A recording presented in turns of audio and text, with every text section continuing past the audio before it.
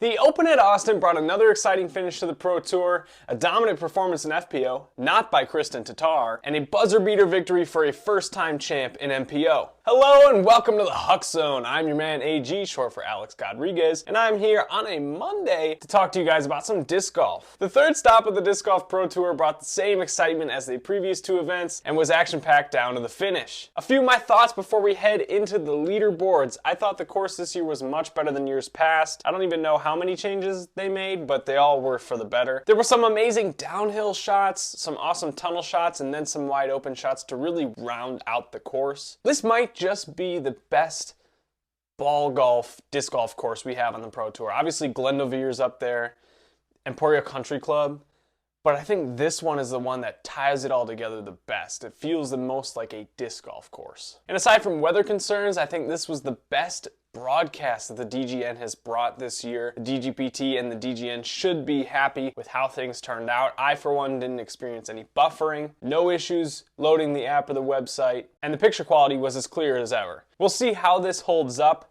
when the Disc Golf Pro Tour heads to some of the more remote locations on tour, but for now, I'm pretty happy with how things are going. And now onto FPO. Kristen Tatar did not win. So, Kristen Tatar did not win. The furnace is now running and I am kind of scared. It's really dark and spidery down here. So I've devised a plan to get out of here. I don't know how I'm going to do it yet. There is some wood.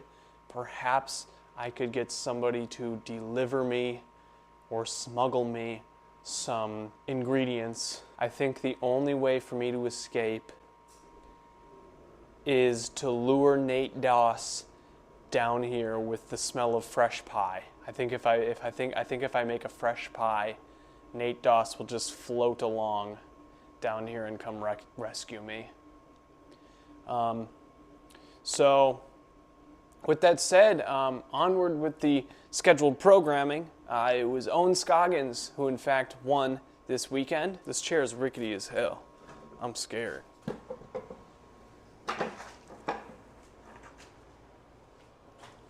Oh, shit. Yes, it was Owen Scoggins who went out and absolutely dominated the FPO field this weekend. Her round 2 performance is what really sealed the deal. A 13 under par in round 2 and a 10 under in round 3 to cruise to a landslide victory. In fact, if Owen Scoggins didn't even play the first round, she would have still won by 8 strokes.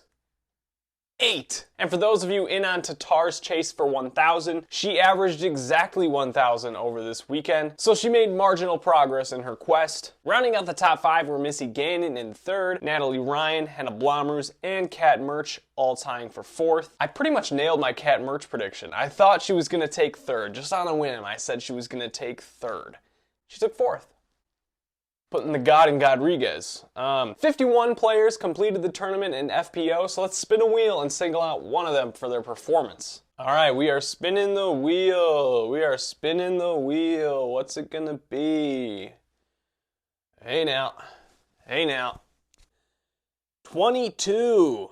22. The number was 22, and in 22nd, we have a 3-way tie between Emily Weatherman, Erica Stinchcomb, and Jennifer Allen. Weatherman's best round was a -2 in the final round, but her +9 after 2 rounds is what sealed her fate. Stinchcomb had a consistently rough event, going 1 over, 5 over, and 1 over to land in the tie for 22nd. And the legend Jennifer Allen, outside of her no-fly zone of Arizona, straight up did not have a good time this weekend in round 3, sending her careening down the leaderboard. Alexis Manahano was ultimately sidelined this event due to some flare-ups with her sciatic nerve, causing pain when throwing. She would not finish the tournament. She was one player I thought could perhaps break out this weekend, being in their home state of Texas. Madison Walker also did not finish the event. This was her first DNF in her 11-year career. She tweaked her back in a previous event, and after feeling it again this weekend, she decided it was probably best to withdraw from the competition. And now we move on to MPO. Nicholas Antila wins his first ever DGPT event and becomes the first ever Finnish disc golfer to win a Pro Tour. It was a dramatic finish where Nicholas Antila sank 2 circle 2 putts on hole 17 and 18 to seal the deal. Here is my reaction of the winning putt on 18.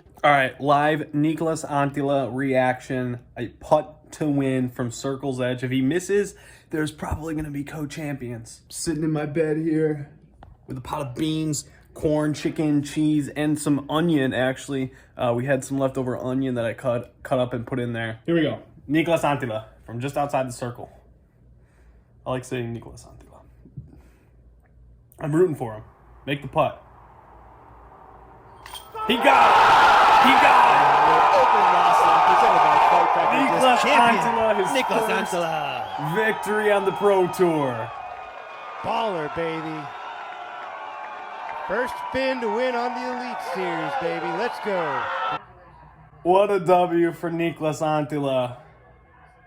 Very fun finish for this event. Wow. As a big Paul McBeth fan myself, it kind of hurts not seeing him up near the top of these events as consistently as years past. But watching AB, Luke Humphreys, and Nicolas Antila chase down these wins, these are players I like, and I've had a lot of fun watching these events. I wonder if you guys all feel the same. Kyle Klein set the pace from third card and was looking to become the first ever third card winner on the Pro Tour, but ultimately Nicolas would chase him down. Calvin Heimberg had a chance to tie up Kyle Klein on the final hole, but he missed a par putt just barely, which would ultimately land him in third place at 25 under for the event. A great performance after coming back from an elbow injury that kind of sidelined him for Waco. Anthony Barella did not have the regression event I thought he might. He came out and had a solid performance all weekend. He was among the many players in the mix on the final day, but he would just not be able to keep pace with the leaders. And Gannon Burr tied AB for fourth, and if it weren't for a nutty 14 under second round, Gannon Burr would not have been in the competition at all. Cole Redallen, Andrew Marweed, Corey Ellis, Chris Dickerson, and Matthew Oram rounds out your top 10. I pretty much nailed the Corey Ellis prediction, by the way, so I had the cat merch, right? I thought Chris Tatar was going to win, so that's -1, but I kind of nailed cat merch. I pretty much nailed my Corey Ellis prediction for the weekend, although that was kind of a, hey,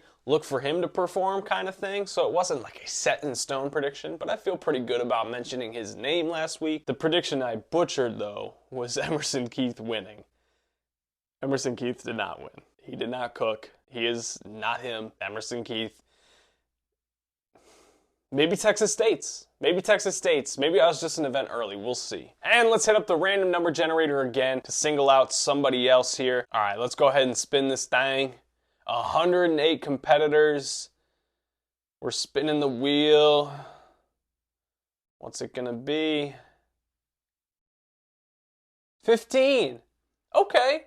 I was hoping we get something closer to like last so we could maybe have a chance of talking about Brody Smith. But let's go ahead. Who took 15th? None other than Gavin Rathbun. Rathbun meandered his way to a lead card showing after his solid round one. And this was awesome to see considering this is kind of his first time back on tour in the last couple of years, especially since he had a shoulder surgery. I would love for him to stick around and maybe pop up at a couple more of these events and perhaps take one down. Next weekend is the first major of the season, and it is the United States Women's Disc Golf Championships taking place in Round Rock, Texas. A full field is slated to be in action, and despite her second place finish this weekend, the Estonian ejector Kristen Tatar will win. She will win. Attempting to defend her Grand Slam title, Kristen Tatar will have to fend off the likes of Owen Scoggins, Missy Gannon, Evelina Salonen, and others who certainly have a chance at this event. I will likely not be tuning into much of this event because I will be on vacation in Arizona, hopefully filming some other content, but I will recap what goes down in my next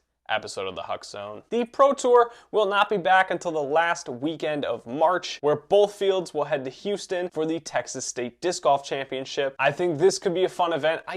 Did they play in Houston last year? I think this might be new courses. I'm not entirely sure. Guys, I am just here chatting. I am not a reporter. I am not an analyst. I'm just a 20-year-old kid who likes to throw frisbees and talk about frisbees and look at frisbees. I think smelling frisbees might be kind of weird, but some of them smell nice. You know what would be cool? A scratch and sniff frisbee. A scratch and sniff disc. No? I think it would. Especially Clash discs. Like, come on, they got the Mint. A disc called the Mint. Why don't they have a scratch and sniff Mint yet?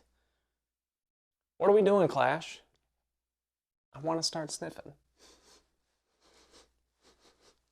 This one just smells like dust because it's been sitting on the top of my bookshelf. So, yeah. And last but certainly not least, I want to help you all out with your next disc golf purchase. If you head to Upper Park Disc Golf, use code AG15, AG15, all one amalgamation of letters. AG15 for 15% off your next purchase. They have a selection of quality bags, apparel. You'll be comfy out there and looking stylish. They did not pay me to say this either. In fact, they haven't paid me at all. At least not yet, anyway. So go ahead, use that code at your leisure, AG15. And that is it for this week's edition of the HUCK Zone. Thank you for watching, and I hope you enjoyed this breakdown of the Open at Austin. This is not exactly the format I like to do for these videos. I am kind of on an interesting time crunch here. I will be on vacation over the weekend, so I will not be bringing a normal HUCK Zone on Friday. Instead, I'm hoping to bring some on-the-course content, hopefully at least one video. We will see what happens, so be on the lookout for that. Don't hit the subscribe button. Don't do it. Later.